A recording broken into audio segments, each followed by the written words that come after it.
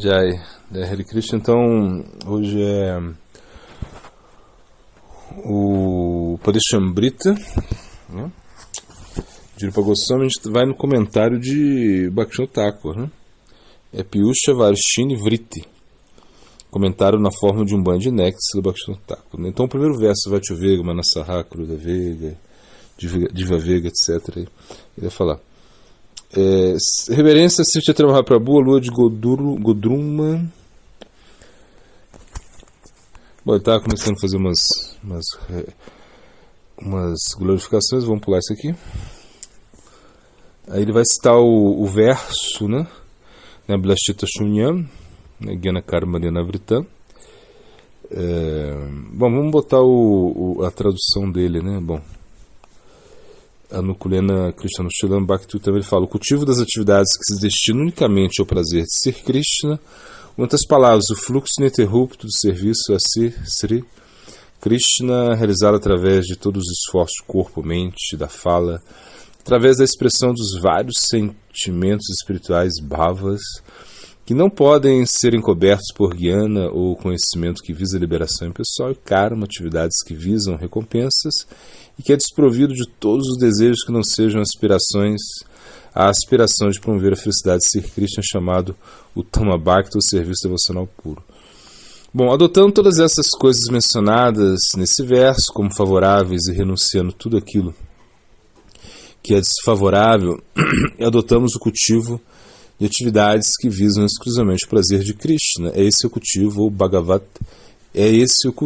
Bhagavat Anushilam, o objetivo principal das pessoas que pretendem fazer bhajana. A aceitação do que é favorável e a rejeição do que é desfavorável não são processos diretos, angas, de Shuddha Bhakti. Ou seja, eles são aspectos daquela fé que é caracterizada por rendição, Sharanagati, que por sua vez concede a qualificação para Bhakti. Isso é expressado no Vaishnava Tantra, citado no Bhakti Sandarbha, da seguinte maneira. Existem 6 sintomas de rendição. Primeiro, Anukulyasha Shankapaha, sadhakas completamente rendidos só aceitam as coisas que são favoráveis a Prema Bhakti. Segundo, Pratikulya Vivharjanam, eles devem rejeitar completamente as coisas que são desfavoráveis ao Prema Bhakti. Rakshishit Vishvasa, eles têm fé firme que Sri Krishna é o seu único protetor e que não há outro protetor além de Krishna, e que não é possível obter proteção por qualquer outra atividade. Gopitrit Vaharanam, os devotos rendidos não têm dúvida alguma que Krishna é o seu único guardião e mantenedor. Yatma Nikshipa, oferecer o eu ao Senhor, é expressado com essa atitude: sou incapaz de fazer qualquer coisa independente, a menos que Krishna deseje, eu não posso fazer alguma coisa. Bom, os devotos que não têm outro recurso, Atma Nikshipa, têm esse tipo de fé. 6. Karpanya, humildade é expressa da seguinte maneira: sou muito caído e insignificante, os devotos puros possuem essa fé firme e simples.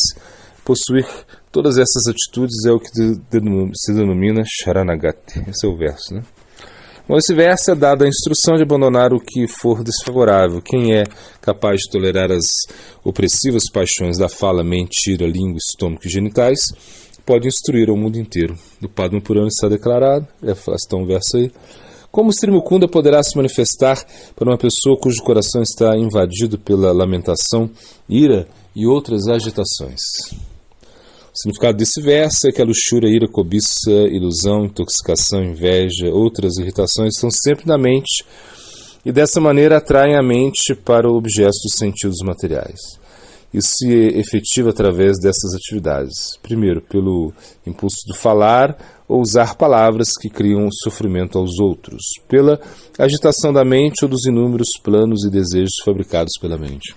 Terceiro, pela ira ou pelo uso das palavras rudes. Quarto, pela veemência da língua ou avidez em saborear os 6 tipos de sabores: doce, azedo, amargo, pungente, salgado e adstringente. Quinto, pelo impulso do estômago em comer mais do que o necessário. 6, pela agitação dos genitais ou desejo de coabitação entre homens e mulheres. Portanto, o cultivo de Shuddha Bhakti não é possível dessa maneira para poder preparar os corações daqueles que estão seguindo o caminho de Bhajana, que leva a Bhakti. Srila Rupa Goswami compôs esse verso primeiro.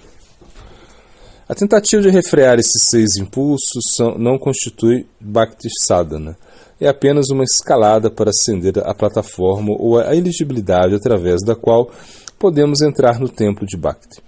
Nos caminhos de atividades frutivas, karma e no cultivo do conhecimento guiana, a pessoa recebe instruções para refrear esses 6 impulsos. No entanto, essas instruções não se aplicam aos devotos puros. Nas escrituras, ouvir, cantar, relembrar os nomes, formas, qualidades e passatempos de Krishna são descritos como verdadeiro Bhakti. Esses 6 impulsos causam vários tipos de obstáculos no estágio imaturo, quando o praticante está entrando no caminho do Bhakti. Nesse momento, por assumir o humor de Sharanagati, exclusivo e evitar as 10 tipos de ofensas, ao santo nome, numa parada, o devoto se torna apto para dissipar os obstáculos pelo poder de Hari, Nama, Kirtana e tudo mais. A associação com os santos imaculados, sadhus, exerce um papel muito significativo nesse assunto, como expressado pelo Padma Purana. Deve estar o verso aí. Aqueles que, a despeito de ouvirem as glórias superlativas do santo nome, mantêm a concepção de que eu sou esse corpo material. Os objetivos mundanos são meus e não exibem persistência ou amor em proferir o santo nome, também são ofensores do santo nome. Devotos devem pretender praticar renúncia prática, Yukta Vairagya, e assim manter-se afastados da renúncia seca. Portanto, a regulamentação de abandonar todo contato com os objetos sentidos não se dirige a eles. Quando a agitação da mente é eliminada, ou seja, quando se fica imune à sede do desfrute material, a impetuosidade dos olhos, do ar vital, a propensão de ouvir, de todos os outros impulsos se amenizam.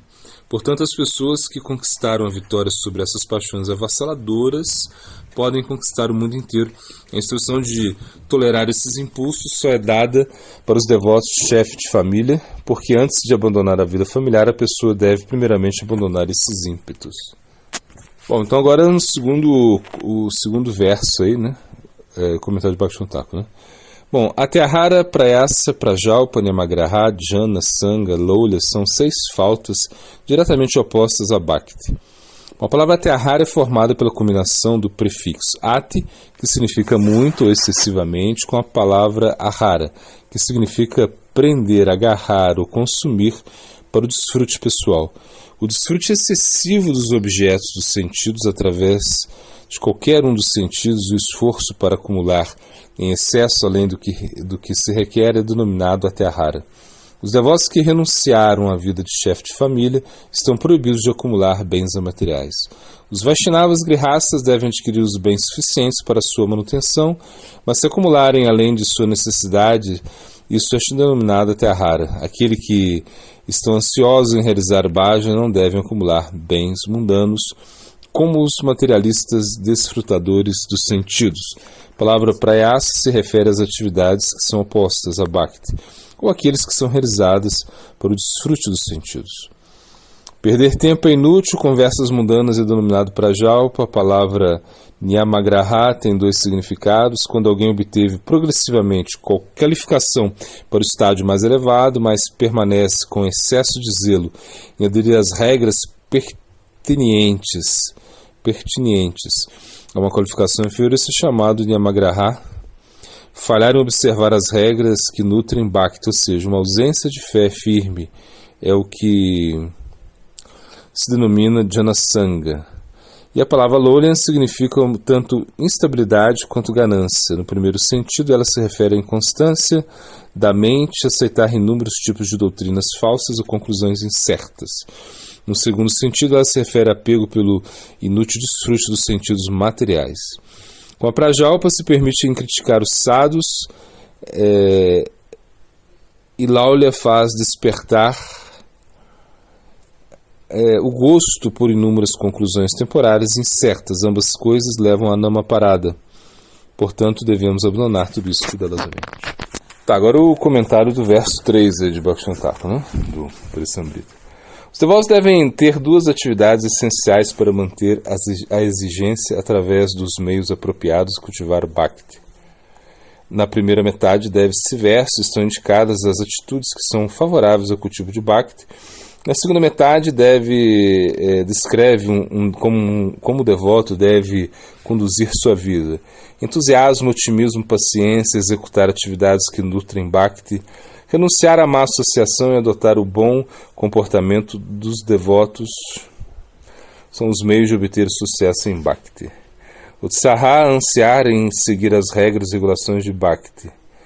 Sem esse entusiasmo, Bhakti vai desaparecer. Seguir os processos de Bhakti com grande respeito ao verdadeiro Utsaha. Nishchaya, o significado de Nishchaya é fé firme. Daira, não relaxar na execução dos processos de Bhakti, mesmo quando há demora em obter a meta desejada. É o que denomina Daira, ou paciência. Depois, Bhakta Poshaka Karma. Existem dois tipos, né, de atividades que nutrem Bhakti. Injunções positivas, Vidi, e injunções negativas, Nisheda. Realizar os processos de Bhakti liderados por Shravana e Kirtan é Vaidhi prescrito. Renunciar ao desfrute pessoal com perspectiva de dar prazer a Krishna é Nisheda primária. Depois Sangha Tyaga, devemos renunciar à associação com os não devotos, mulheres e aqueles que vivem atraídos pelas mulheres, ou homens, né, no caso das mulheres. Bom, não devotos aqui significa desfrutadores dos sentidos, Mayavadas e aqueles que fazem uma exibição pretensiosa de Dharma. Sadvriti, devemos adotar a conduta virtuosa dos devotos puros e assim manter a vida de maneira adequada. Os devotos renunciados devem esmolar, preferivelmente fazendo madhukari. Esse é o processo de mendigar, onde, como um madhukara, abelha que coleta néctar de várias flores diferentes, ele deve coletar e manter a vida utilizando das regras favoráveis e regulamentos pelo sistema de organização social védico Varnashram Dharma. Comentário do verso 4, né? Bhaktivinoda Thakur, do Parisamrita. A má associação é desfavorável ao Bhakti, portanto é imperativo que se abandone essa associação. Quem pretende progredir em Bhakti deve se associar com devotos puros que possuem o poder de nos livrar da tendência de cair em má associação. Esse quarto verso dá uma descrição das trocas amorosas compartilhadas entre os devotos, que fazem nutrir Bhakti. Dar com amor alguma coisa que o outro devoto necessite e aceitar com amor esses itens que são misericordiosamente dados pelos outros devotos. Revelar à mente as realizações pessoais confidenciais aos devotos e ouvir as descrições da doutrina confidencial, tato, explicada pelos devotos puros. Servir prachada aos devotos amorosamente, aceitar prachada oferecida pelos devotos. Esses 6 tipos de trocas constituem associação com pessoas santas, sadhusanga, na sua forma pura. Devemos servir aos sadhus com a realização dessas atividades. Para o glossário Sishya Vatsalaha, o Guru aficionado pelos seus discípulos. Agora vamos para o Hari Bhakti, para o Siddhanta, né? Siddhanta.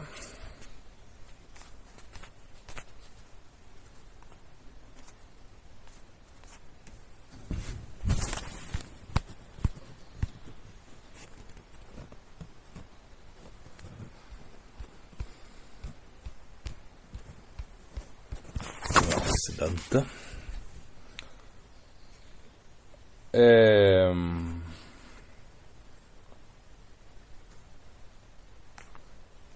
Bom, nós estamos trilhando o Raganuga Bhakti, não existe uma terminologia específica que é mas existe, né, não existe uma terminologia específica que é Adjata Ruchi Raganuga Bhakti. Acho que existe, mas tudo bem. Acho que não tem esse não aqui. Ou seja, a prática do Raganuga sem gosto. Bom, o gosto é algo confirmador. Quando você tem gosto, você não precisa perguntar mais nada. Prabhupada Bhaktisiddhanta tinha muito cuidado em ensinar e levar as pessoas ao Ragamarga, porque ele viu muitos desvios e pessoas praticando isso de maneira completamente desviada.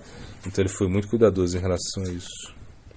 Bom, se o nosso Guru nos chama para fazer um serviço e você está cantando japa e você diz para ele: não posso, Gurudev, estou cantando, não posso servir, isso é uma desqualificação, deve deixar a japa para servir o Guru. Quando você está familiarizado com os conceitos do Bhakti, isso lhe dará elegibilidade para trilhar o caminho. Se diz que Shabda Brahma é o Pramana supremo, mas nós vamos além disso. O gosto que você vai ter é um Pramana superior. O gosto é a qualificação para o Ragamarga, então você tem que sentar e cantar sem se distrair, absorto no canto. Isso levará você a ter gosto. Purari Goswami Maharaj fala que já viu pessoas que se emocionaram em palestras, disseram: tive um bhava, ficaram emocionadas, mas no dia seguinte tiveram um bloco de comida, brigaram com alguém, etc. Algo assim. Para alcançar o Raganuga, Bhakti deve superar as ofensas. Você não pode se esquivar das ofensas. Muito importante estudar o Bhakti-rasamrita Sindhu para entender o caminho, entender o que é Bhava, o que é Bhakti, o que é Bhava Abhas, etc. Puro Bhakti, ou Loba, significa que você não tem gosto por mais nada e nem deseja mais nada, somente Krishna. Alcançar Loba não é algo barato, então teremos que ter uma avidez muito grande para alcançar isso. É mais difícil alcançar esse Loba do que o Bhava. Para cantar o santo nome temos que ter Sevamukha ou Jivhadu, atitude de serviço apropriado. Não podemos realizar Krishna Bhakti sem Guru Bhakti. Se você tem tempo, deveria cantar mais, mas se você está fazendo um serviço para a missão, deve entender que o serviço, em certo sentido, não é diferente do cantar o santo nome. Sevamukha e Jivhadu significa que começa na língua. O canto é a primeira coisa, mas deve haver uma atitude de serviço.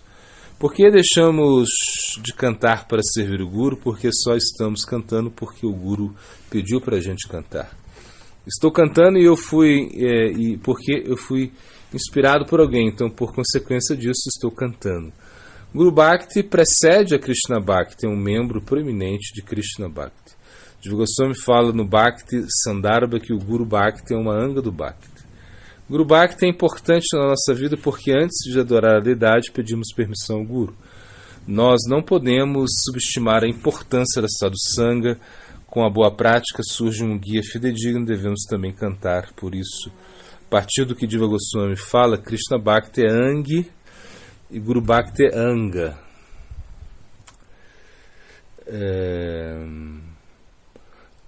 Alguns devotos revertem a situação. Eles acham que Guru Bhakti é Anga e Krishna Bhakti é Anga.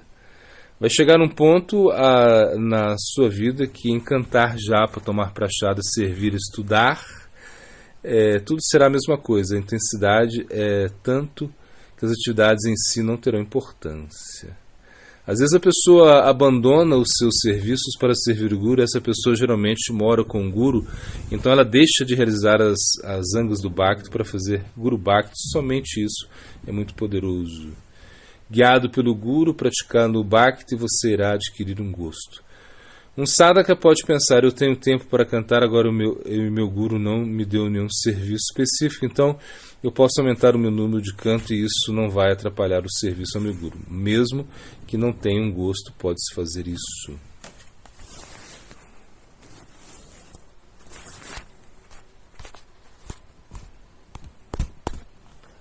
Bom, então vamos aqui para filosofando.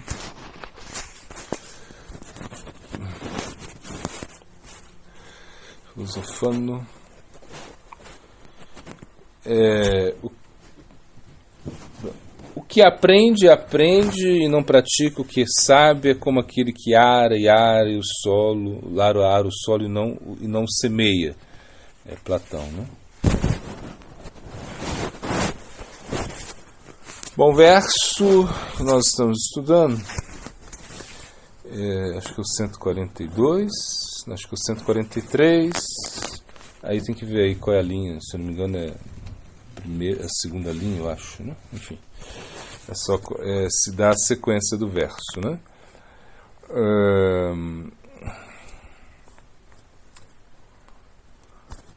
Agora os versos aí para recordar aí as linhas dos versos, né?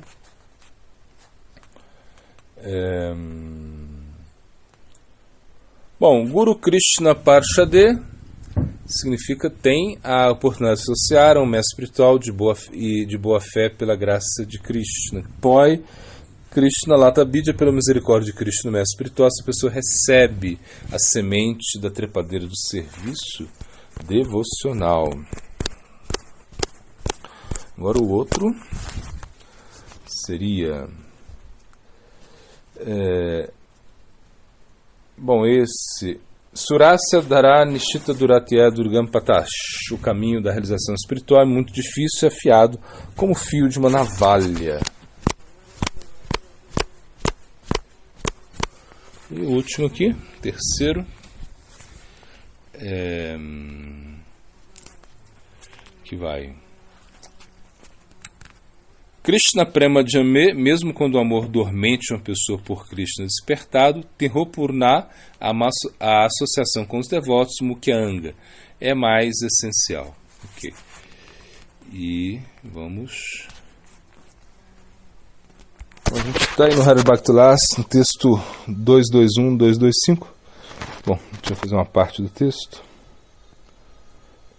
O mestre espiritual deveria instruir os seus discípulos a nunca blasfemar os brahmanas, semideuses, Senhor Vishnu, Brahma Ruda, Surya, Agni e as deidades predominantes dos planetas e Vaishnava Senders. Ao contrário, ele deveria oferecer todos os respeitos a todo mundo.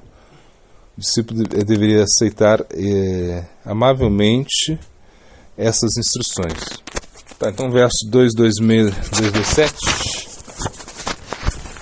Bom, depois do fogo de sacrifício, que o fogo de sacrifício é completado, um discípulo inteligente deveria dar dakshina ao seu mestre espiritual. Se o discípulo é rico como um rei, ele deveria oferecer um elefante, um cavalo, joias, ouro e outros objetos de valor ao seu mestre espiritual. Se o discípulo é uma classe média, né, ele deveria oferecer dakshina de acordo a isso. E se ele é muito pobre, de família pobre, ele deveria simplesmente oferecer dote, chadar ao mestre espiritual. Então, Prapana Jivanamrita, a vida e néctar das almas rendidas, Sesara Maharaj, né? Eu acho que nós estamos aí no verso que eu marquei aqui, mas acho que é o verso 12, 13 do Mahabharata, né? A rendição ao Senhor Supremo, Hari, conquista a miséria e encanta o coração com doçura divina do Senhor. Ó Rei, que mais posso dizer, o expoente da dinastia de Yadu, a grande personalidade invencível que é cheia de boa vontade por ti e sempre é teu amigo querido, ele não é outro senão o Senhor Supremo, Narayana, Sri Hari, aquele que devotadamente buscam refugiar simplesmente nele, transpõe a este insuperável oceano da existência material.